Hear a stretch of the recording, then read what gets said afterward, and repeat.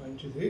ఈరోజు మనం అనుకున్న దానిలో న్యాయం కాదు, అందుకనే న్యాయ విషయంలో తొందరపడి నిర్ణయం తీసుకోదు. కోర్టు కూడా ఏం చేస్తుంది, కోర్టుకు పోతే ఎమ్మటే తీర్పు చెప్పదు, వాయిదాలు వేసి వేసి వేసి అసలు నిజం తెలుసుకున్నాకనే తీర్పు చెప్తారు.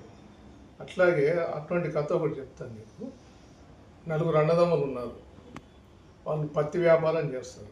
పత్తి అంటే తెలుసు, అది దూది. వాళ్ళు ఎప్పుడు ఇంట్లో ఒక రూమ్లో పెద్ద స్టాక్ ఉంటుంది దూది. అదే వాళ్ళు ఒక పిల్లిని పెంచుకుంటారు. ఆ పిల్లిని పెంచుకొని ఏం చేస్తారంటే వీళ్ళు సంతోషానికి 4 కాళ్ళు ఉంటే ఈ కాలు నాదే ఆ కాలు నాదే అని ఆ నలుగురు అన్నదమ్ములు పంచుకుంటారు. ఒక్కొక్కరు 4 కాళ్ళు, నలుగురు అన్నదమ్ములు పంచుకుంటారు. ఈ పిల్లి కాళ్ళు ఈలోగా ఏమైంది, పిల్లి ఓసారి ఎలకను పట్టపోయి దునికింది. దునికేసరికి దాని ముందటి కాలు ఇరిగిపోయి ఒక కాలు ఇరిగింది. ఆ కాలు ఎవరిది? పెద్దోడిది. ఎవడైతే పెద్దోడు ఉన్నాడో వాంది ఆ కాలు ఇరిగిందని చెప్పి దానికి వాడు మంచిగా గుడ్డ కట్టి ట్రీట్మెంట్ ఇచ్చుకుంటాడు. అయితే ఒకసారి వెనకట అన్నీ నూనె దీపాలే కదా, ఈ పిల్లి ఇది అట్లాగే ఇది మళ్ళీ ఒకసారి ఇది ఎలకను పట్టబోయి దీపం కింద పడుతుంది. కింద పడేసరికి దీని కాలు మీద గుడ్డ మీద పడి గుడ్డ అంటుకుంటుంది. ఆ మంటకి ఏం చేస్తుంది, పరిగెత్తిపోయి దూది ఉన్న రూమ్లోకి పోతుంది. పోయేసరికి ఏమైంది, దూది మొత్తం తగలబడిపోద్ది. మంటకుంటుంది, అది తగలబడితే ఏం చేశారు, ఈ కాలు పెద్ద ఉంది కదా, మిగిలిన 3 కాళ్ళు ముగ్గురే కదా, వాళ్ళు పంచాయతీ పెడతారు. ఏమని, నీ ఇరిగిన కాళ్ళు వల్ల మా దూది మొత్తం తగలబడ్డది కాబట్టి మాకు నువ్వు నష్టపరిహారం ఇవ్వాలని అడుగుతాడు. అడిగితే వాడేం చేస్తాడు, నేనెట్లు ఇస్తా అని చెప్పి రాజుగారి దగ్గరికి పోతాడు. రాజు ఇదంతా వింటాడు.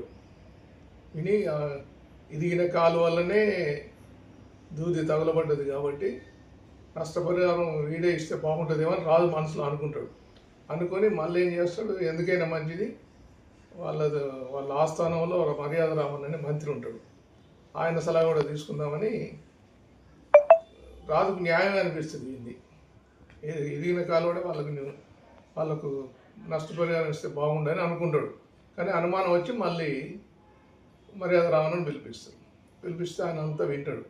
విని ఏమంటాడు, ఆ ఇరిగిన కాలు ఆయన మీరు పరిహారం ఇవ్వడు, కాక మీరు ముగ్గురు కలిసే ఆ పెద్దోనికి నష్టపరిహారం ఇవ్వాలి అని చెప్తాడు. ఇది ఎక్కడని ఏమండి, వాని కాలే కదా పోయింది, వాని కాలు వల్లే కదా మాకు తగలబడ్డదని వీళ్ళు అంటారు. అట్లా వాని కాలు ఇరిగింది కదా, ఇరిగిన కాలు నడుస్తుందా, మరి వాడు ఎట్లా ఇస్తాడు? ఆ కాలు ఆ రూమ్లో పోవటానికి కారణం ఎవరు? మీ ముగ్గురి కాళ్ళు, మీ 3 కాళ్ళ మీదనే ఇరిగిన కాలు అది రూమ్లోకి పోయింది కాబట్టి మీదే తప్పు, మీ ముగ్గురు కలిసి